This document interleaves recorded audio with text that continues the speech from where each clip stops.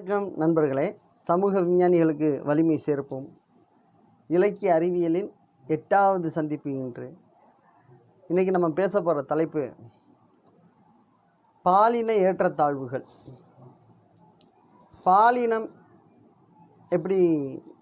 பாலினத்தை எப்படி புரிந்து கொள்வது?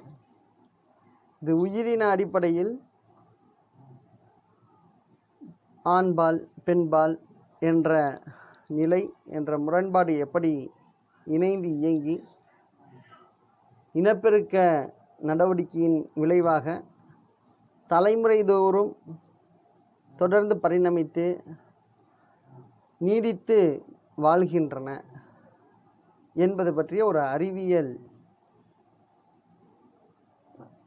குறியீடாக இந்த பாலினம் என்ற சொல்லை நம்ம புரிஞ்சுக்கிறோம்.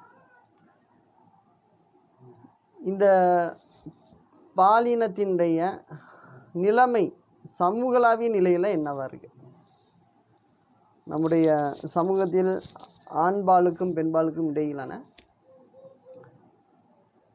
நிலைப்பாடுகள் என்னவா இருக்கு? அதன் முரண்பாடுகள் என்ன, உடன்பாடுகள் என்ன? இவற்றின் ஒன்றிணைந்த இயக்கம் எத்தகைய யதார்த்தமாக இருக்கிறது? அது சமூக தேக்கமாக இருக்கிறதா? சமூக மேன்மையை நோக்கி ஏதேனும் ஒரு முன்னேற்றத்தை நோக்கி வளர்கின்றனவா? இதை எப்படி புரிந்து கொள்வது? பாலின யதார்த்தம் அப்படின்னு சொல்லும்போது, சமூக மதிப்பீடுகளில் சொல்லும்போது, இன்று பெண்கள் வாழ்வதற்கு தகுதியற்ற நாடாக இந்தியா பெயர் பெற்றுள்ளது. ஒரு அவமானகரமான பெயர். நாள்தோறும் பெண்கள் மீது நிகழ்த்தப்படுகின்ற பாலியல் ஒடுக்குமுறைகள், பாலியல் வன்முறைகள், சிறு குழந்தைகள் முதல் மூதாட்டி வரை பாலியல் துன்பங்களுக்கு ஆளாக்கப்பட்டு அவர்கள் கொலை செய்யப்படுவது அன்றாடம் நிகழக்கூடிய நிகழ்வாக இருக்கிறது. இத்தகைய நிலைமையினுடைய விளைவு வாழ தகுதியற்ற நாடாக, பெண்களுக்கு வாழ தகுதியற்ற நாடாக இந்தியா பெயர் எடுத்துள்ளது. இந்த ஒரு மருத்துவ ஆய்விதழ் லான்செட் என்ற அந்த மருத்துவ இதழ் 2018 நிகழ்த்திய ஆய்வில்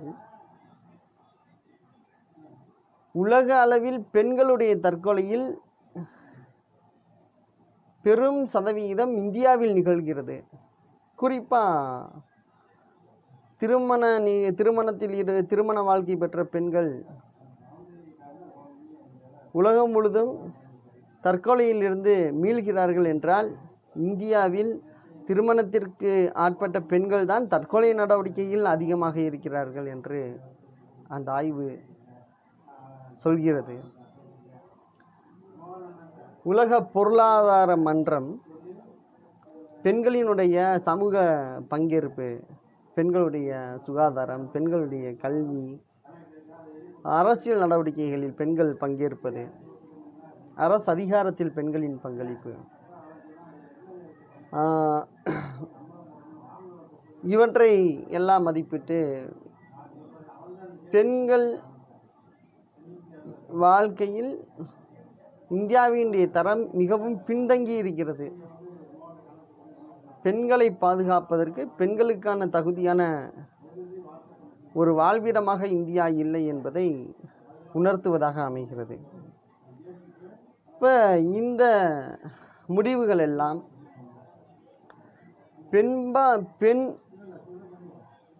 பெண்மையின் மீது நிகழ்த்தப்படும் ஒடுக்குமுறைகளை சுட்டுகின்றன. மக்கள் தொகையில் சரிபாதி மக்கள் பெண்கள்.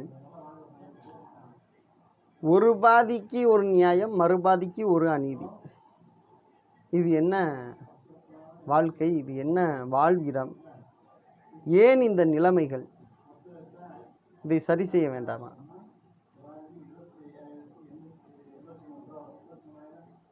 பாலின ஏற்றத்தாழ்வு என்று சொல்லும் பொழுது இங்கே ஆண் பாலினத்திற்கான மதிப்பீடுகள் ஒன்றாகவும் பெண் பாலினத்தின் மதிப்பீடுகள் வேறு ஒன்றாகவும் இருக்கின்றன. சமூகளாவிய அந்தஸ்து, செல்வாக்கு, சலுகைகள் இதெல்லாம் ஆண்களுக்கு ஒரு வசதியாகவும் வாய்ப்பாகவும் பெண்களுக்கு ஒரு ஒடுக்குமுறையாகவும் அநீதியாகவும் இருக்கின்றன என்பதாக நிலைமைகள் நமக்கு உணர்த்துகின்றன. பெரும்பாலும்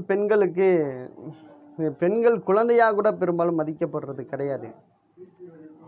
பெண் குழந்தைகளை பெறுவதற்கு எந்த சமூகமாவது ஆவலுடன் ஆர்வத்துடன் ஏற்க விரும்புகின்றனவா? ஒரு பெண் கருவை சுமக்க தொடங்கிவிட்டால், அவள் கருவுற்றிருக்கிறாள் என்றால் அந்த குழந்தையை பெற ஆயத்தமாகும் அந்த சமூகம் வளைகாப்பு போன்ற சடங்குகளை நிகழ்த்தும் போது ஆண் குழந்தைகளை விரும்பிதான் என் குடும்பத்திற்கு ஆண் வாரிசு வரப்போகிறது என்ற விருப்பத்தில்தான் அதை நிகழ்த்துகிறார்கள். கிருஷ்ணன் பொம்மை ஆண் கடவுளை முன்வைத்து ஆண் குழந்தையை விரும்பி வரவிருக்கக்கூடிய நிகழ்வாக அமைகிறதே அல்லாமல் பெண் குழந்தை பெறுவதை அவமானமாக கருதுகிறார்கள். அது ஒரு சுமையாக கருதுகிறார்கள். ஒரு குடும்பத்தின் வேதனையாக உணர்கிறார்கள். பிறந்து விட்டது சரிதான், வேறு வழி இல்லை என்று சலிப்புத்தனத்துடன் ஏற்றுக்கொள்ளக்கூடிய ஒரு பண்பில்தான் பெண் குழந்தைகளை அணுகுகிறார்கள். கள்ளிப்பால் கொடுத்து எந்த ஆண் குழந்தை கொல்லப்பட்டது? கள்ளிப்பால் கொடுத்து எத்தனை பெண் குழந்தைகள் கொல்லப்பட்டன? எண்ணிக்கையை பட்டியலிட முடியுமா? இன்றும் பெண் குழந்தை என்று தெரிந்துவிட்டால் எத்தனை கருக்கலைப்புகள், கருவிலேயே கொலை செய்யக்கூடிய நிலைகள்லாம் நிகழ்கிறது அல்லவா? சட்டமிட்டு பாதுகாக்க வேண்டிய அவலம் இங்கே இருக்கு இல்லையா? ஆண் குழந்தையா பெண் குழந்தையா என்பதை குழந்தை பிறப்பதற்கு முன்பு ஆய்வு செய்து முடிவை அறிவிக்கக்கூடாது, அது சட்டப்படி குற்றம் என்ற நிலை ஏன் இருக்கிறது? பெண் குழந்தைகள் மீதான ஒரு அவமரியாதையான ஒரு பார்வை, கண்ணோட்டம் இதை நிகழ்த்துகிறது, இந்த நிலைக்கு ஆளாக்கி இருக்கிறது.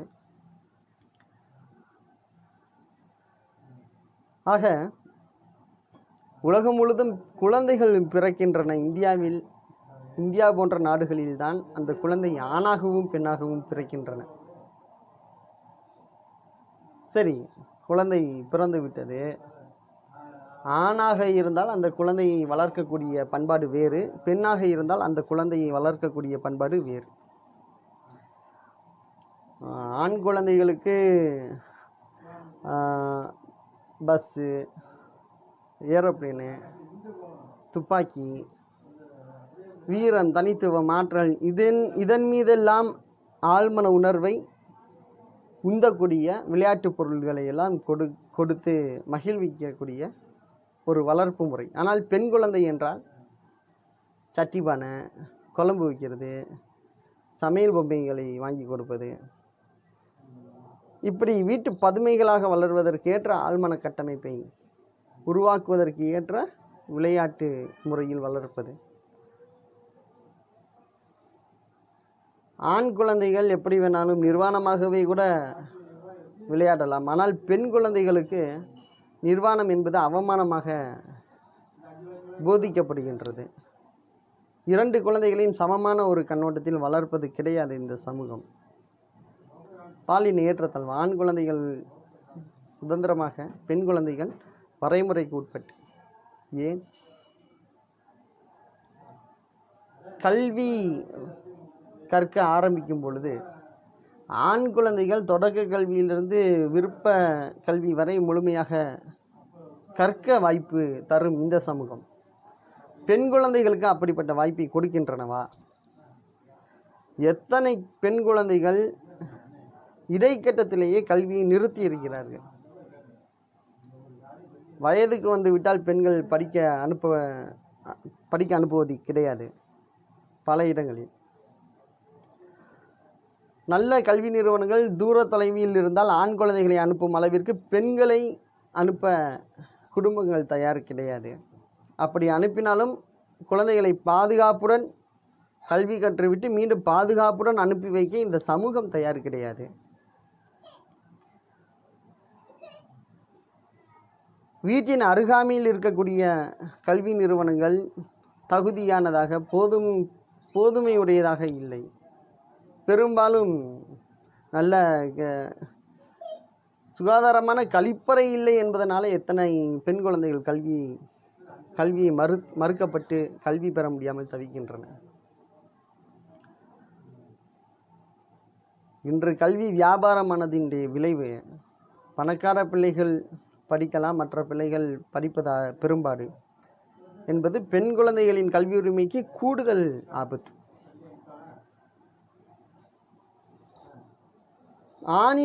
ஆண் பிள்ளைகள் கல்வி கற்றால் இந்த கல்வி நாளை வேலை வாய்ப்பாக மாறி அந்த வேலை வாய்ப்பின் மூலம் பெறும் வருமானம் குடும்பத்திற்கு ஆகும். அதற்காக ஆண் பிள்ளைகளை படிக்க வைப்பதில் ஒரு நியாயம் இருக்கிறது என்று கருதும் ஒரு குழந்தை வளர்க்கும் குடும்பங்கள் தன் சக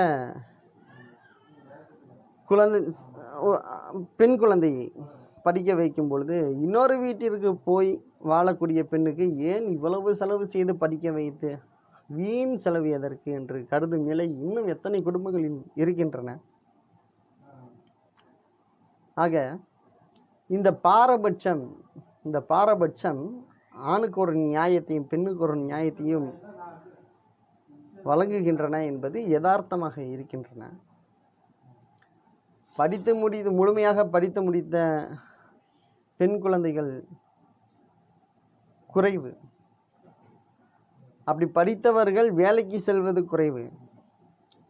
அப்படி வேலைக்கு சென்றால் ஆணுக்கு நிகராக ஊதியம் பெறுகிறார்களா என்பதால் அதிலும் பெரிய சவால். சம ஊதியம் பெரும்பாலும் பெண்களுக்கு கிடையாது. ஆணுக்கு ஒரு ஊதியம், பெண்ணுக்கு வேறு ஊதியம். ஆணுக்கு 500 ரூபாய் 700 ரூபாய் பெறக்கூடிய அதே வேலையை பெண் செய்தால் அந்த பெண்ணுக்கு 300 ரூபாய் கொடுத்தால் அதில் என்ன நியாயம் இருக்கிறது?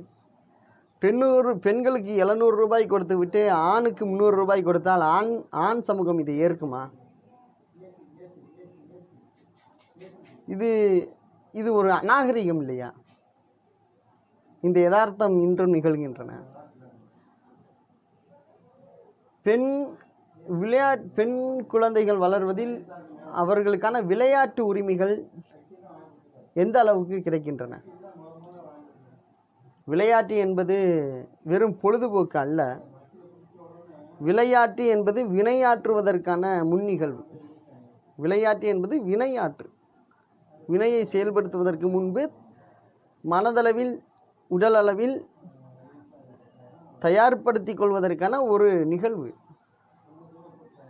இது ஆண் குழந்தைகளுக்கும் பெண் குழந்தைகளுக்கும் சம நிலையில் கிடைக்கின்றனவா?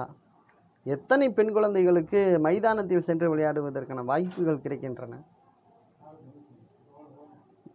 வீட்டை சுற்றி ஊரை சுற்றி இருக்கக்கூடிய அத்தனை மைதானங்களும் ஆண்களின் கையடக்கத்தில் இருக்கின்றன அல்லாமல் பெண்கள் கூடி விளையாடுவதற்கான சமூக திட்டங்கள், சமூக வாய்ப்புகள் இங்கே இருக்கின்றன. விளையாடுவதற்கு கூட, விளையாட்டின் வழியாக தன்னை ஆக்கப்படுத்திக் கொள்வதற்கு கூட அந்த அடிப்படையான உரிமை கூட கிடைக்கப்பெறாத ஒரு சமூக அவலம் பெண்கள் வாழ்க்கையில் நிகழ்கின்றன. இப்போ இந்த நிலைமை, இந்த சுய பொருளாதார உரிமைகள் பெண்ணுக்கு இல்லை. அவர்கள் தன்னுடைய இணையராக தன் கூட வாழப்போற ஆண் யார் என்பதை தேர்ந்தெடுப்பதற்கு பெண்களுக்கு பெரும்பாலும் உரிமைகள் கிடையாது. ஆண்களுக்கு இருக்குன்னு சொல்லலை, ஆனால் ஆண்களை விட அந்த உரிமையில் ஒடுக்குமுறை அதிகம் நிகழ்த்தப்படுவது பெண்கள் மீது தான்.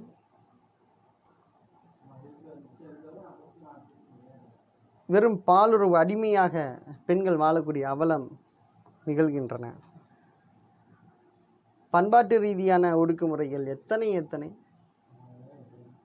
முன்னாடி நான் சொன்னது போல விளையாடுவதற்கான வாய்ப்புகள் பெண்களுக்கு பெரும்பாலும் இல்லை.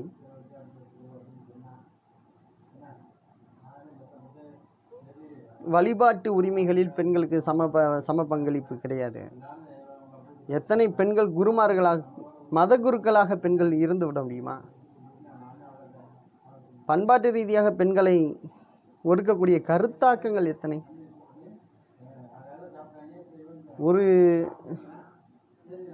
எல்லா சமயங்களும் பெண்களை இழிவானவர்களாக சித்தரிக்கின்றது.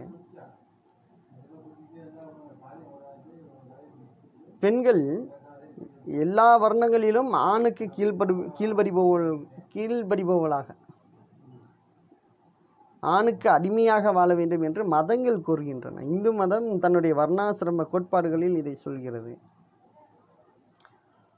ஆக இப்படி ஒடுக்குமுறை என்ற வடிவங்களில் பெண்களுக்கான சட்டங்களும் ஆண்களுக்கு சாதகமான நிலைமைகளும் இந்த சமூக யதார்த்தங்களாக இருக்கின்றன.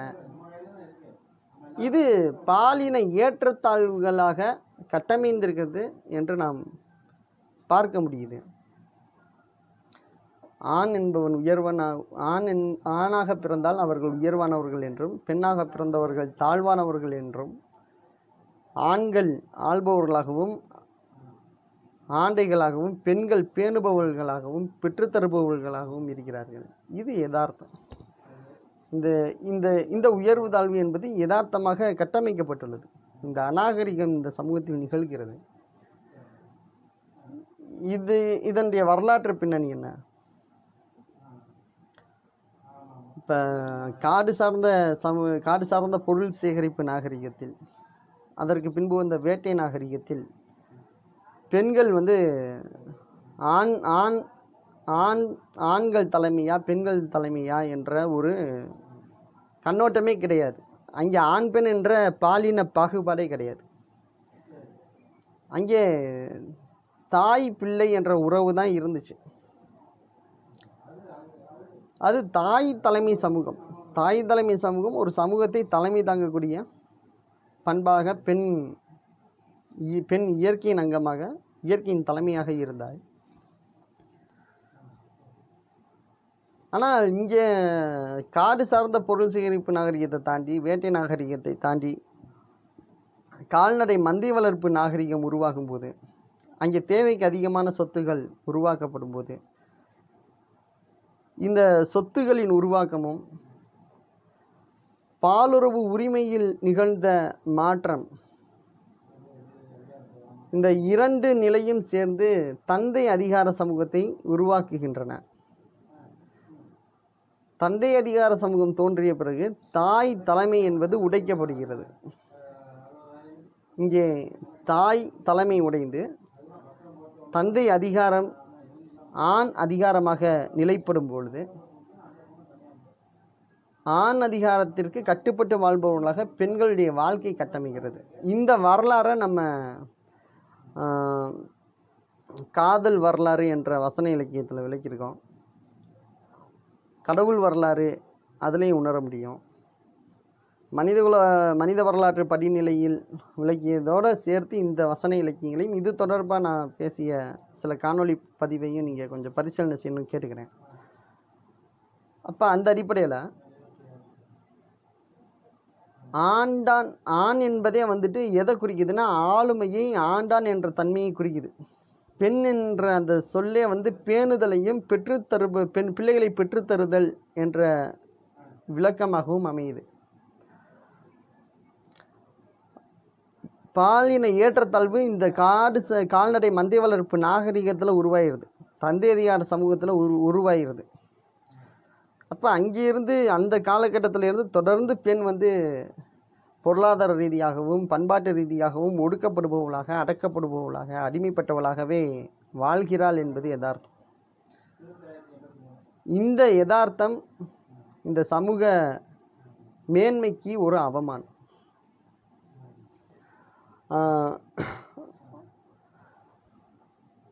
இப்போ இந்த பாலின அடையாளம் எப்படி கட்டமைஞ்சிருக்கு? நீங்கள் ஃபேமிலி அப்படின்னு சொல்கிறோம், குடும்பம்னு சொல்கிறோம். குடும்பம் என்ற சொல் ஃபேமிலி என்ற சொல்லிலிருந்து வருது. இது ஃபேமிலியா என்ற ரோம சொல்லை அடிப்படையாக கொண்டு இந்த சொல் உருவாக்கப்பட்டிருக்கு. அந்த ரோம சொல்லின் அர்த்தம் என்ன அப்படின்னா, ஒரு ஆணின் கீழ் எத்தனை அடிமைகள் என்பதை கணக்கிடுவதற்கான சொல். அந்த சொல்லை தான் இன்று வரையும் ஃபேமிலி என்று, குடும்பம் என்று நடைமுறையில் நம்ம பயன்படுத்துகிறோம். நம்ம சொல்லிக்கலாம் வீட்டுக்கு தலைவி பெண் அப்படின்னு. எல்லா சமூகத்தில் எல்லா புள்ளிகளிலும் ஆண் தான் அதிகாரத்தில் இருப்பார்கள். பெண் என்பவள் அடிமைகளாக கணக்கிடப்படுபவர்கள் தான். அப்போ தந்தை அதிகாரம் பெண்களை தன்னுடைய சொத்தாக, பெண் ஒரு ஆணின் சொத்தாக பேணப்படுகிறாள், பாதுகாக்கப்படுகிறாள். குழந்தைகள் தந்தைக்கு கட்டுப்பட்டவர்களாக, பெண் குழந்தைகள் தந்தைக்கு கட்டுப்பட்டவளாகவும், திருமணமாகிவிட்டால் கணவனுக்கு கட்டுப்பட்டவளாகவும், பிள்ளை பெற்றுவிட்டால் தன் ஆண் பிள்ளைகளுக்கு கட்டுப்பட்டவளாகவும் பெண்கள் பராமரிக்கப்பட வேண்டும். அவர்கள் எப்பொழுதும் சுதந்திரமுடையவர்களாக இருக்கக்கூடாது என்ற கருத்தாக்கம் தந்தை அதிகார சமூகத்தில் இருந்து தொடர்கிறது. இது பெண்களுக்கான சுய பொருளாதார உரிமையை மறுக்குது. எல்லா வகையிலும் ஆண்களிடம் கையேந்துபவர்களாக பெண்கள் இருக்கிறார்கள். பெண்கள் சம்பாதித்தாலும் கூட அதை உரிமையோடு செலவு செய்யும் உரிமை பெண்களுக்கு கிடையாது. வாங்கும் உரிமை பெண்களுக்கு இல்லை. ஒரு பாடல், நாட்டுப்புற பாடல் ஒன்று உண்டு. மாங்காவுக்கு ஆசைப்பட்டு மாமனாரை வச்சுக்கிட்டேன், முருங்கைக்காய்க்கு ஆசைப்பட்டு மூத்தனாரை வச்சுக்கிட்டேன், கொய்யாப்பழத்துக்கு ஆசைப்பட்டு கொழுந்தனாரை வச்சுக்கிட்டேன். ஒரு கொய்யாப்பழத்துக்கும் மாங்காய்க்கும் முருங்கைக்காய்க்கும் கூட ஒரு பெண் ஒரு ஆணை சார்ந்து ஒரு ஆணை மடக்கி வச்சாதான் அதை பெற முடியும் என்ற ஒரு அவமானம் இந்த சமூகத்தில் இருக்குது என்பதை வெளிப்படுத்துகிற ஒரு நாட்டுப்புற பாட்டு. இதில் என்ன பெருமை பீத்திக்க வேண்டியது இருக்குது? இது ஒரு அவமானம் இல்லையா? இப்போ இது பெண்மையினுடைய யதார்த்தமாக இருக்குது. பொருளாதார அடிமைகளாக இருக்கக்கூடிய பெண்கள் பாலுறவு அடிமைகளாகவும் இருக்கிறார்கள், பண்பாட்டு நிலையிலும் அடிமைகளாக இருக்கிறார்கள். இந்த அடிமைத்தனம் மாற்றப்பட வேண்டும். ஆண்மை, ஆண்டான், ஆளுமை என்பதெல்லாம் மனித வளத்தினுடைய மேன்மைக்கு எதிரானது. அது மனித வள மேன்மைக்கு அவமானகரமானது. இது என்ன செய்யும் என்றால், ஒரு ஆற்றல் வாய்ந்த மனித உழைப்பை சமூக தேவைக்கு ஏற்றபடி, சமூக மேன்மைக்கு ஏற்றபடி செலுத்த விடாமல் தடுக்கும். உதாரணம் என்னன்னு கேட்குறீங்களா? பெண்ணினுடைய மூளையினுடைய மொழிவள புலம் மிகவும் பெரிது. மருத்துவர்கள் விளக்குகிறார்கள்.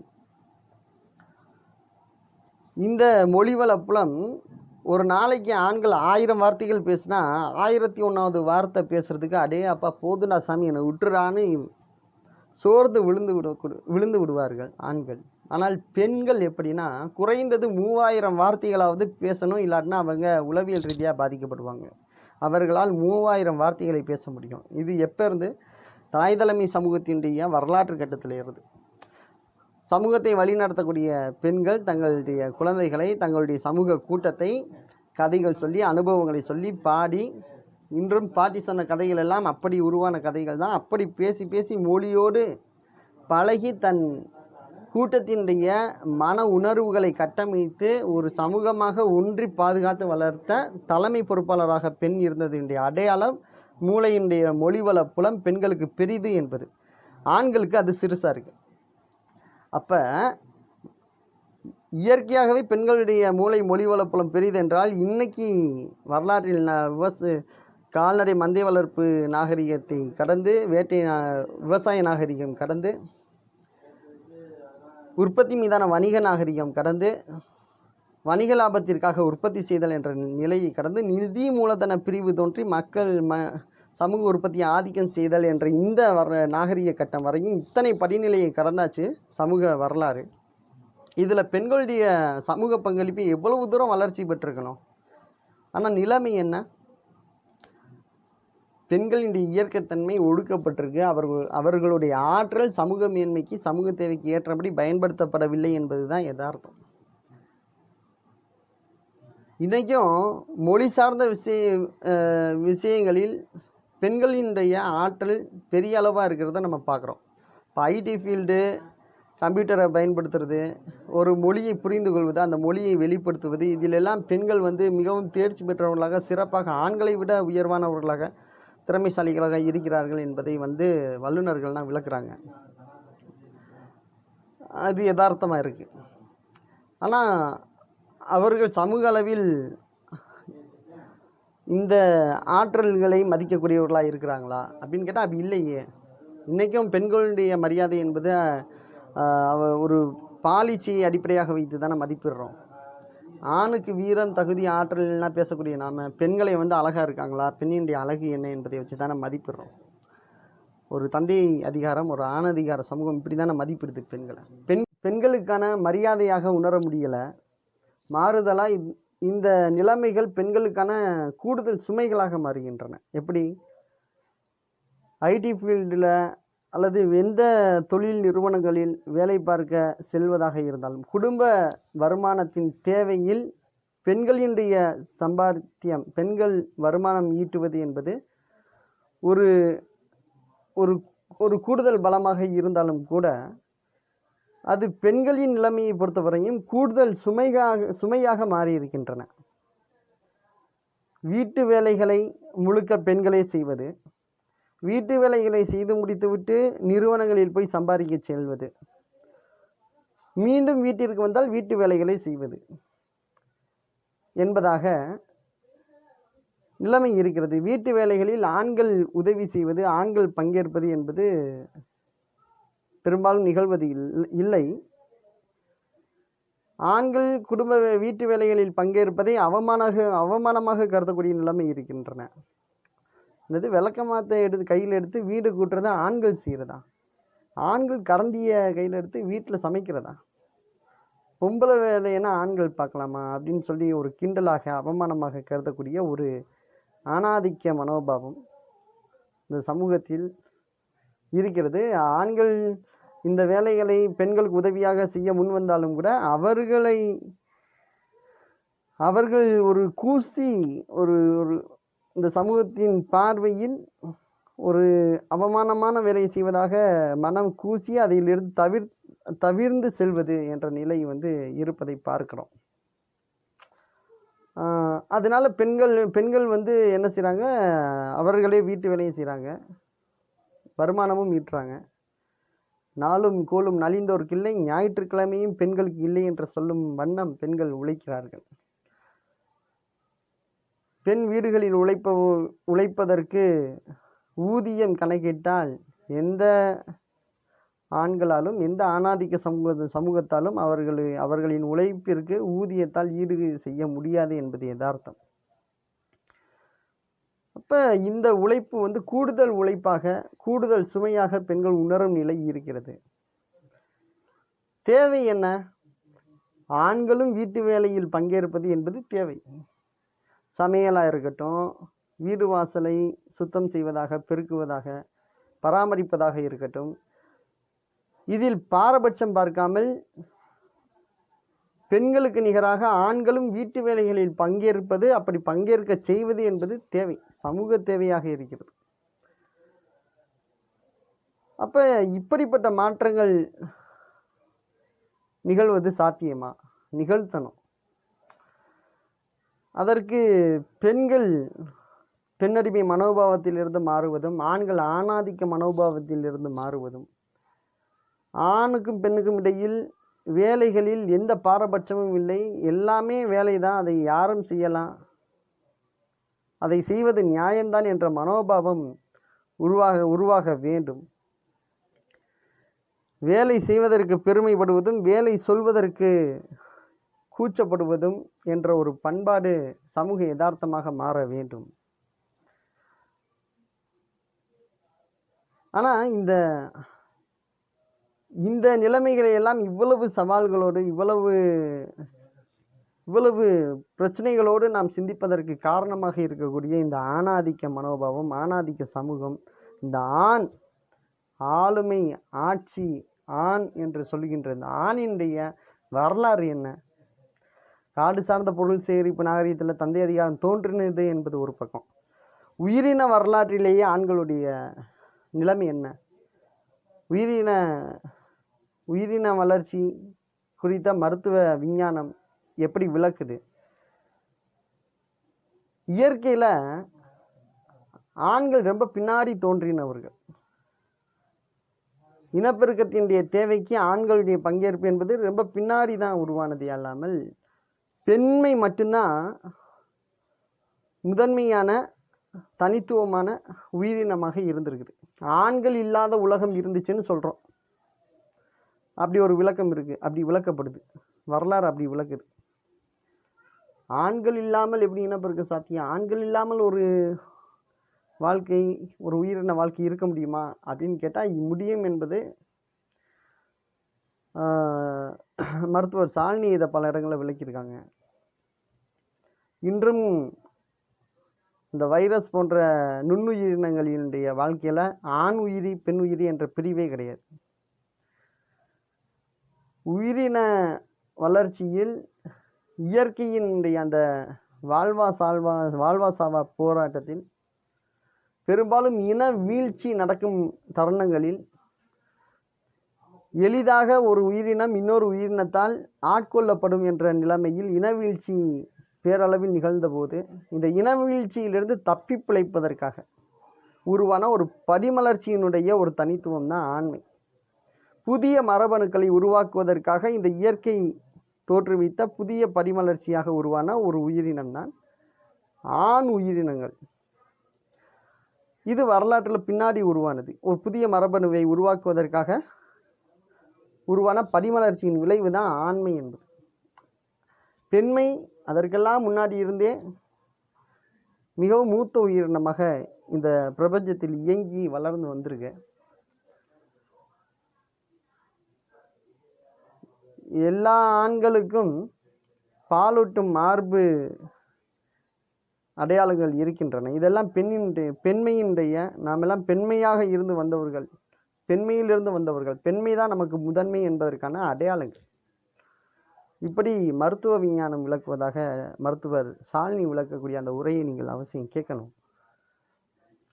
ஆக இந்த நிலைமைகளை எல்லாம் நாம் கவனத்தில் கொண்டுதான் முடிவாக இந்த சமூக மேன்மைக்கு ஆணுக்கும் பெண்ணுக்கும் எத்தனை தனித்துவங்கள் வேண்டுமானாலும் இருந்து கொண்டு போகட்டும், அத்தனை தனித்துவங்களையும் கடந்து சக மனிதர்கள் என்ற ஒரு அடையாளத்தில், சக மனிதர்கள் என்ற அந்த தளத்தில், அந்த களத்தில் நின்று ஒரு மனித வளமாக, மனித உழைப்பாக, சமூக மேன்மையின் தேவையை உணர்ந்து உழைக்கக்கூடியவர்களாக இந்த மனித உழைப்பு பயன்பட வேண்டும். அந்த உழைப்பில் ஆண் பெண் என்ற பாரபட்சம் எல்லாம் இருக்கக்கூடாது. அதற்கு பொருளாதார ஆண் பெண் ஏற்றத்தாழ்வுகள் உடைக்கப்படணும்.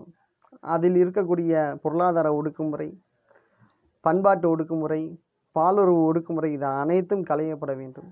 இதெல்லாம் சமூக மேன்மையின் சவால்களாக இருக்கின்றன, சமூக மேன்மைக்கு அவசியமாக இருக்கின்றன. ஆக பாலின சமத்துவம் என்பது சமூக மேன்மையின் அவசியமாக கருதி அந்த சமூக மேன்மையின் இலக்காக இந்த பாலியல் சமத்துவத்தை, பாலின சமத்துவத்தை உருவாக்குவதற்கான உந்துதலில் இலக்கிய அறிவியல் தொடர்ந்து செயலாற்ற வேண்டும். இந்த பொறுப்புடன் நாம் இலக்கியத்தை படிப்பதும் படைப்பதுமாக நாம் செயலாற்ற வேண்டும்.